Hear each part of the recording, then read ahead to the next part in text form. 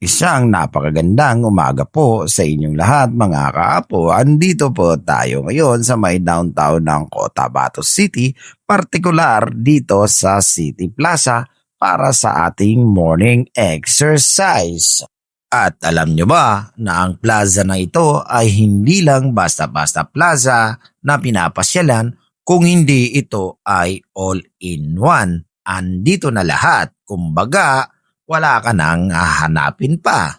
Dito rin po nagsusumba ang mga Cotabateños at dito rin po nagpa-practice ng mga sayaw ang mga kabataan para sa kanilang school activities.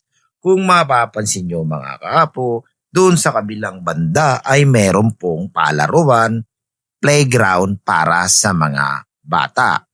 At higit sa lahat ay dito mo rin makikita ang mga Cotabateños na nag-e-exercise para sa kanilang kalusugan kasama ang kanilang mga kaibigan tulad ng nakikita natin ngayon.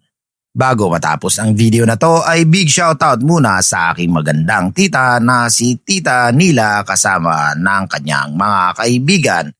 Keep going lang po tayo sa pag-exercise araw-araw at healthy lifestyle para humaba ang buhay. At bawal magkasakit dahil mahal ang gamot. Follow and share.